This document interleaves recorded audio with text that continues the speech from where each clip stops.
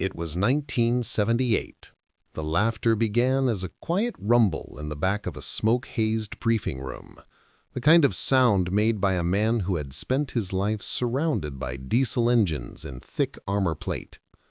The room sat deep inside a fortified GRU complex outside Moscow, where entire walls were covered with maps of Western Europe, each one slashed with bold red arrows driving toward the Rhine.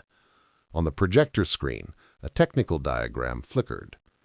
The image was fuzzy, probably reproduced a dozen times from a stolen industrial journal, yet the outline was unmistakable: a gas turbine engine. The laugh belonged to a colonel, a senior tank analyst whose expression was as flat and unimpressed as a man who believed he had already seen every possible American mistake. He tapped the schematic with a wooden pointer. They're putting an aircraft engine into a tank. The low chuckle spread, gathering more voices. A general seated at the front, medals shimmering on his heavy uniform, took a long drag on his cigarette. "An aircraft engine?" he said, releasing a cloud of blue smoke. "What do they intend to do, fly across the Fulda Gap?" This was the first detailed GRU report on America's new M1 tank program to reach the senior Soviet leadership. To these men, veterans shaped by decades of armored warfare, it was not a warning, it was a punchline. The colonel continued, his tone thick with professional disdain. "Look at the projected weight. 55 tons. Once they add real armor, it'll hit 60. Our T-64 is 36 tons. Our T-72 is 41 tons. This American hog will drown in the first muddy German field it enters. And the logistics," he shook his head, "their mechanics will need a team of aerospace specialists just to replace the air filters." On paper, the American tank appeared to be the ultimate expression of Western excess, technology layered on technology, complexity for its own sake. It violated every principle the Soviet design bureaus lived by. The heart of Soviet armored power was the T-72. It embodied ruthless efficiency. Its silhouette was tiny, barely 2 meters tall, making it a difficult target. Its innovative autoloader fed the 125mm main gun without a human loader, eliminating a crew member and making the tank lighter, cheaper, and faster to manufacture. The T-72 was a street fighter, mass-produced, rugged, and merciless. It was built to be made by the tens of thousands. It was a soldier's tool, simple to run, repairable with basic hand tools, and capable of charging across frozen rivers or dusty plains with frightening speed. It reflected the core of Soviet military doctrine: mass. The Soviet vision of a future European war was a tidal surge of armor. Thousands of T-72s and T-80s crashing through the Fulda Gap and smashing NATO's defensive lines with sheer, unstoppable force. This doctrine assumed that Soviet tanks were at least equal to and usually superior to Western designs. Against the German Leopard 1, the British Chieftain, and the American M60 Patton, they felt certain of it. The T-72 in their eyes was not just competitive, it was dominant.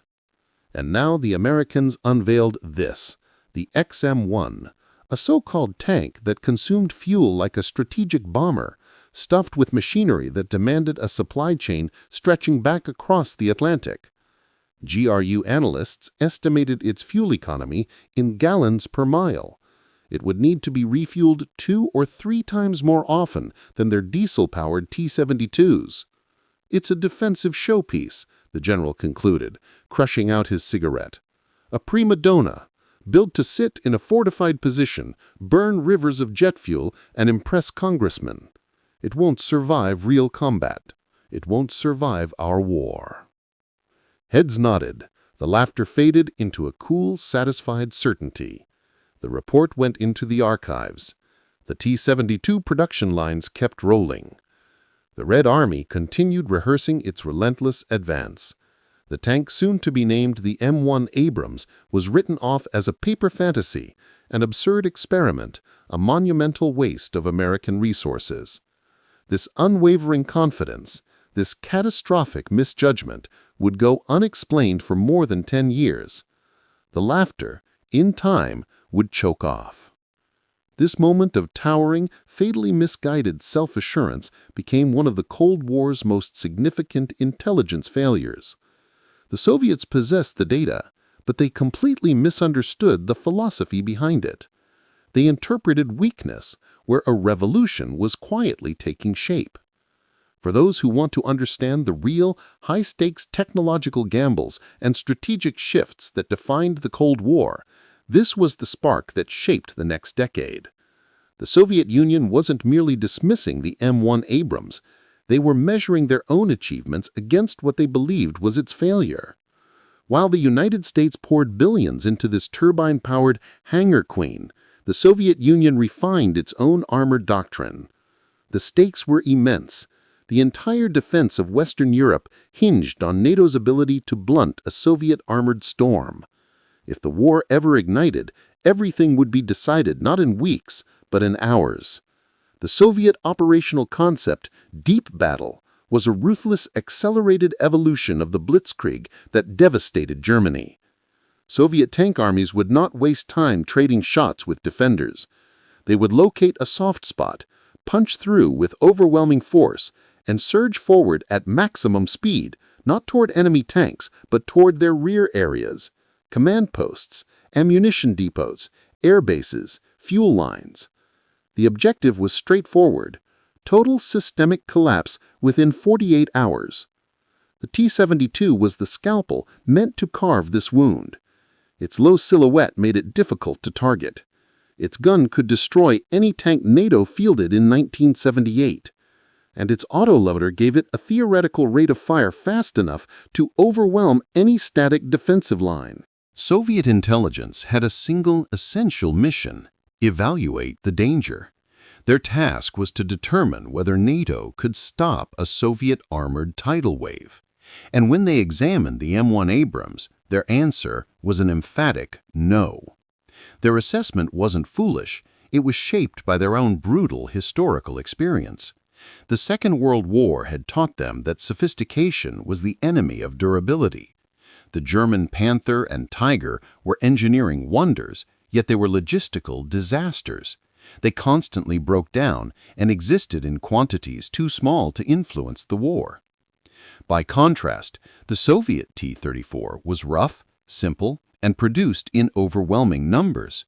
The T-34 won the war, and the T-72 was its ideological descendant. To Soviet analysts, the M1 Abrams represented the rebirth of the German Tiger, technologically dazzling but operationally absurd. Intelligence updates sent to the Politburo in the early 1980s described the U.S. military wrestling with a machine that was practically impossible to service. They heard whispers of turbine failures in the dusty training grounds of California, of maintenance crews battling new computerized diagnostics, and of ballooning budgets. Everything they learned seemed to confirm what they already believed. The Americans were building a showpiece, while the Soviet Union was building a real fighting force. Yet beneath this confidence, a faint, unsettling question must have persisted. Why would the richest, most scientifically advanced country on the planet, the same nation that landed men on the moon, deliberately construct a tank that appeared catastrophically flawed? Was it simple incompetence? Military-industrial corruption? Or was it an elaborate deception meant to trick the Soviets into overspending? The most alarming possibility was the one they refused to consider: that the Americans understood something the Soviets did not. That the turbine engine, the enormous mass, and the intricate electronics were not liabilities, but deliberate answers to problems the Soviet system hadn't even discovered yet. They had no way of knowing. The M1 Abrams underwent testing behind closed doors. Its most groundbreaking features weren't the engine or the weight, but the internal technologies never shown on blueprints. They couldn't detect the new laminated composite armor, a secret British innovation codenamed Chobham, with protective qualities that defied traditional anti-tank projectiles. They couldn't grasp the significance of the fire control system that fused a laser rangefinder with a digital ballistic computer. And above all, they couldn't comprehend the ability to fight without daylight. Soviet doctrine assumed combat would occur either in daylight or under crude active infrared lamps. They had no conceptual framework for a tank that could detect a human-sized target in absolute darkness through blowing sand from 2 miles away. The issue wasn't a single intelligence oversight, it was 10 years of accumulating arrogance. The phantom they were chasing wasn't an American weakness. It was their own imaginary construct of U.S. incompetence. They were hunting a ghost while the real threat was quietly maturing. The Soviet inquiry into the M1 program was exhaustive, systematic, and crippled from the beginning with flawed assumptions. The GRU and the KGB's Scientific Technical Division threw every resource at the problem. Agents embedded within NATO were tasked with gathering insight. Military attachés who observed demonstrations at Allied exercises were debriefed in detail. Satellite imagery of Aberdeen Proving Ground and Fort Knox was scrutinized pixel by pixel. But the process wasn't driven by curiosity. It was guided by the desire to validate what they already believed. When intelligence first hinted at the Abrams revolutionary Chobham armor, a top-secret British composite using steel, ceramics, and air layers, the Soviet reaction wasn't fear, it was disbelief. Their own institutes, such as NII Stali, were global leaders in armor research. They were developing Contact 1 explosive reactive armor, a system of outward detonating tiles designed to defeat shaped charges with clever physics and minimal weight. This, they insisted, was the future. Their approach was nimble and effective. The American method of using massive slabs of passive armor seemed outdated and wasteful.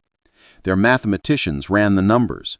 To stop the new Mango APF-SDS round, a high-speed tungsten penetrator traveling over 1,700 meters per second, a tank would need more than 400 millimeters of rolled homogeneous armor. A shaped charge warhead required even greater protection. Based on steel equivalents, they calculated that a tank capable of this level of defense would weigh around 80 tons. Since the Abrams weighed closer to 60, GRU analysts concluded the composite armor was little more than a trick. They assumed it was simply spaced armor, similar to their own, only heavier and far more costly. Their confidence was absolute. Their tungsten arrows would punch straight through it. And then there was the Honeywell AGT 1500 turbine. Soviet operatives gleefully reported its problems. Its high-pitched whine was so distinctive that crews joked you could hear it from miles away, making ambushes impossible. Its blazing exhaust produced a massive heat signature, a perfect target for aircraft and heat-seeking munitions. And then the fuel. The consumption figures were astonishing. The Abrams drank jet fuel the way a dehydrated soldier devours vodka. Its operational range was barely half that of the Soviet T-72, their own turbine-driven design, although theirs wisely included a diesel fallback. Within the Soviet military, the legend wasn't the Abrams, but their own untouchable superiority. The T-72 was their crown jewel. It was blisteringly fast, practically a flying tank. It carried explosive reactive armor. Its 125mm bun could fire both kinetic shells and guided missiles, something no Western tank could do. From the perspective of Soviet generals, the Abrams was nothing but a long list of fatal weaknesses. Their official conclusion, the one that shaped Soviet war planning throughout the 1980s, became a case study in flawed reasoning. They constructed 3 major theories. The first was the logistical leash. The Americans, they argued, had built a tank incapable of sustaining operations without a small army of fuel trucks. In a deep battle where Soviet armored spearheads were advancing 50 to 100 kilometers per day, the Abrams would run dry and be abandoned within the first 2 days. The war would be decided before the Americans could even top off their fuel tanks. The second was the brittle glass theory. To Soviet eyes, the Americans had become addicted to electronics. The M1 Abrams was packed with them. A digital fire control computer, a laser rangefinder, a crosswind sensor, and, most enigmatic of all, a thermal imaging system. To the Soviets, whose own night-fighting equipment was clumsy infrared spotlights, this thermal technology appeared fragile and untrustworthy. On a real European battlefield, one churned into mud by artillery bombardment, shaken endlessly by shockwaves, Soviet analysts believed these delicate American electronics would simply collapse. The Abrams, they insisted, would lose its vision, rendering its gun practically useless. A T-72, on the other hand, relied on sturdy, uncomplicated optics. Any rural conscript could be trained to use it. The third and most vital belief was what Soviet planners called the failed doctrine theory. They were convinced the Americans fundamentally misunderstood armored warfare. To them, the Abrams was not a breakthrough, but a misbuilt tank destroyer, far too heavy to maneuver, far too complicated to upkeep, and far too fuel-hungry to sustain a rapid advance. It was, in their minds, a static defensive machine meant to wait in ambush. And the Red Army did not wait. These misconceptions hardened into more than speculation. They became institutional truth. They were briefed to the Politburo. They were embedded into training curricula. Soviet tank officers were formally instructed that the M1 Abrams was cumbersome, fragile, and crippled with limited range. They trained to swarm it, to close the distance where American high-tech advantages supposedly evaporated. They drilled frontal rushes and flank attacks, believing weight of numbers would always crush it. What the Soviets failed to grasp was that the Abrams' real strengths were not just concealed, they were buried beneath layers of their own pride. Their intelligence hunt had uncovered only what they already expected to find. They saw an overweight machine, a preening showpiece, a paper threat. They had no idea they were staring at a monster. While GRU officers in Moscow confidently cataloged the Abrams' supposed flaws, an entirely different reality was unfolding in the dust and wind of Aberdeen Proving Ground. The turbine engines that Soviet engineers mocked were not failing, they were being refined. The electronics they derided as fragile were not shattering, they were being ruggedized for war. The Americans were not trying to build a more refined T-72. They were constructing an answer to a nightmare mathematical equation. The Warsaw Pact possessed roughly 50,000 tanks. NATO could muster at best 15,000. If war erupted, NATO's armored forces would be crushed by sheer numbers in days. Since NATO could not hope to match Soviet quantity, the U.S. sought overwhelming qualitative superiority. They needed a tank that could outshoot everything on the battlefield again and again while surviving the counterfire. A tank that could kill at distances where the enemy couldn't even retaliate. They needed a silver bullet. The M1 Abrams was not just a tank. It was a 60-ton turbine-powered machine explicitly designed to deliver a steady stream of silver bullet kills. Its effectiveness came from a triad of innovations, the very same ones the Soviets had written off as fatal weaknesses. First was the armor. The Soviet analysts were correct about one thing: the Abrams was heavy. But that mass wasn't waste. It was the cost of unprecedented protection. Chobham armor, named after the British Research Center where it was developed, represented a revolution in materials science. It wasn't simple steel plate. It was a composite sandwich. Layers of metal bonded to ceramic blocks suspended in a complex matrix. When a Soviet hate warhead struck the armor, the superheated jet of molten metal didn't bore through. The ceramic layers scattered, absorbed, and destroyed it. When a long-rod tungsten penetrator hit, the ceramic hardness shattered the projectile's tip, and the composite layers arrested the remaining fragments. American tank crews weren't sitting inside a machine, they were riding inside a mobile fortress. This was the opposite of Soviet design philosophy. Soviet tanks were built to be small, cheap, and expendable, their crews treated as replaceable.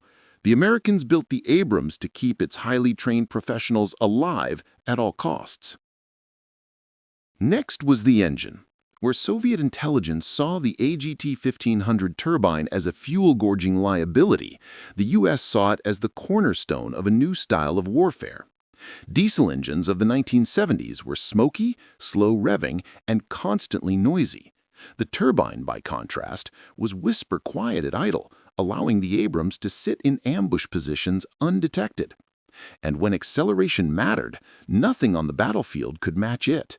A 60-ton M1 could leap from a standstill to 30 miles per hour in under 7 seconds, an unheard-of figure for a tank of its size. This newfound speed introduced a tactic the Soviets had never planned for: shoot and scoot.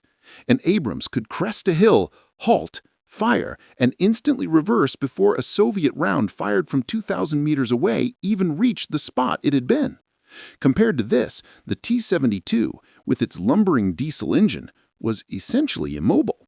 High fuel consumption was acceptable price for this life-saving mobility. But the final innovation, the one most deeply misunderstood by the Soviets, was the one that mattered most. The Americans' complex electronics, the ones the Soviets mocked as fragile glass, were in truth the eyes of a predator. The M1 Abrams was the world's first true hunter-killer tank. In a T-72, the gunner aimed the gun while the commander searched for targets. The commander could not engage them. In the Abrams, the commander possessed his own independent stabilized thermal viewer, enabling him to hunt while the gunner fired. As soon as he detected a new threat, one press of a button would slew the turret directly onto it. The crew could eliminate multiple targets in the time a T-72 to destroy one. And then there was the thermal sight itself, the technology the Soviets simply couldn't comprehend. Soviet night vision used active infrared, a powerful invisible spotlight that illuminated the battlefield but also acted like a signal flare to any enemy tank equipped with an IR sensor. The American thermal imager required no light at all. It didn't emit anything, it detected heat. It could see the faint glow of a T-72's engine, its exhaust plume, or even the warmth left on the ground by its tracks from thousands of meters away. It penetrated smoke, fog, and absolute darkness. While the T-72 crew stared into blackness, effectively blind, the Abrams gunner saw a clear image of their tank rendered in ghostly white. This thermal picture fed directly into the fire control computer. The gunner would rest his crosshairs on the glowing target. He pressed a button. A laser, invisible to Soviet sensors, instantly measured the exact distance, perhaps 2,500 meters. The computer incorporated this distance along with data from a crosswind sensor, ammunition temperature, and even microscopic barrel flex, calculating a perfect firing solution in milliseconds. The fire control computer would raise the gun barrel to the precise firing angle automatically. The gunner no longer had to estimate distance, make corrections, or walk rounds onto a target.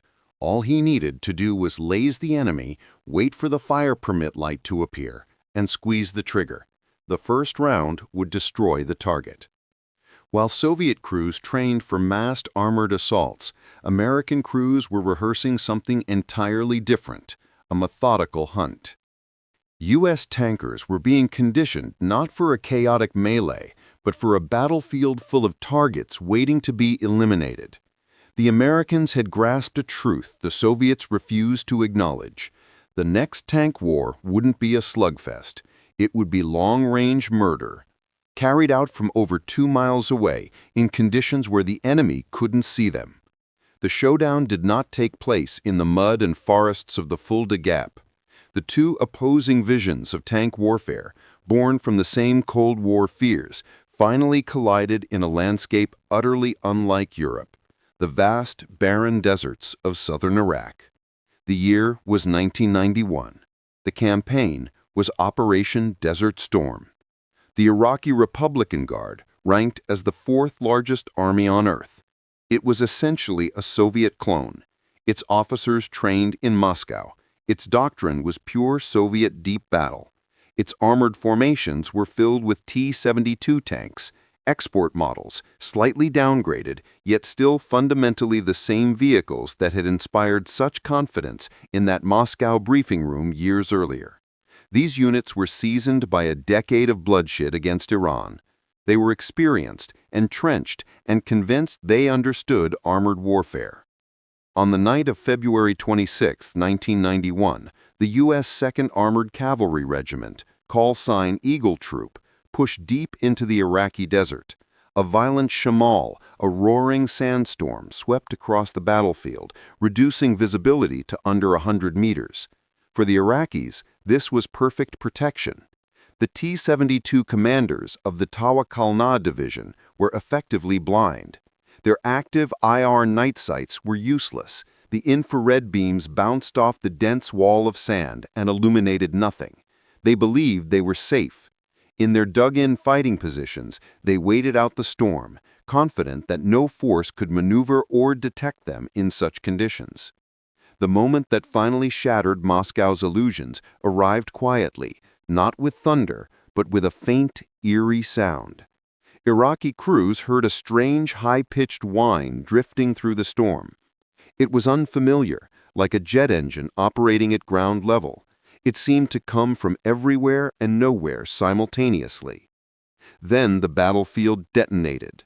A T-72 in the Iraqi line erupted in a blinding flash, its turret blown skyward more than 30 feet. Before the adjacent crew could even understand what had happened, their own tank was struck.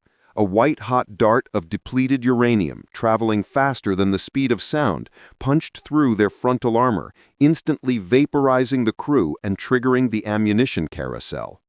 From the American viewpoint, it was simply another engagement. From the Iraqi viewpoint, it was wholesale slaughter. The M1 Abrams tanks were parked 2 kilometers away, completely still. In their thermal sights, the sandstorm didn't exist. Instead, they saw a neat formation of glowing white rectangles, the T-72s shining like lanterns from the heat of their engines. The American gunners worked with icy calm. This was no different than training at Aberdeen Proving Ground. Laser, range, fire. Target hit, next target. Another flash. Another tank vanished from the thermal viewer. The Iraqi crews were trapped in a nightmare. They were blind, they were disoriented, they were being executed one after another. They fired blindly into the storm, hitting nothing. They had no idea where the Americans were, or even that the enemy was 2 kilometers away. During the engagement later known as the Battle of 73 Easting, just 9 M1 Abrams tanks destroyed an entire Iraqi armored battalion in 23 minutes. Not a single Abrams was knocked out. The reports that drifted back to the disintegrating Soviet Union weren't military analyses, they were death notices. Everything the Soviets had laughed at in 1978 had turned out to be terrifyingly real. The fuel burden hadn't mattered. The fragile electronics had been the decisive factor. The supposedly clumsy heavy tank had turned out to be the deadliest predator on the modern battlefield. The T-72 was nothing more than prey. The Soviets' frantic countermeasures had already been in motion for years, but they addressed the wrong problems. Alarmed by early intelligence on the M1's armor, they rushed to field Contact 5, a new generation of heavy reactive armor designed to defeat American long-rod penetrators. They also developed the Sphere and reflex gun-launched missiles intended to kill Abrams tanks at ranges where their conventional rounds would be ineffective. But these were desperate, piecemeal attempts, the equivalent of strapping new parts onto a biplane and expecting it to fight a jet. The flaw was never the T-72's gun or armor. The flaw was its design philosophy. The T-72 was built for a barely trained conscript who relied on simple optics and gut instinct. The M1 Abrams was a coordinated, sensor-driven, computerized weapon platform operated by a professional crew. The Soviet response was to stack heavier armor and bigger missiles on a fundamentally blind machine.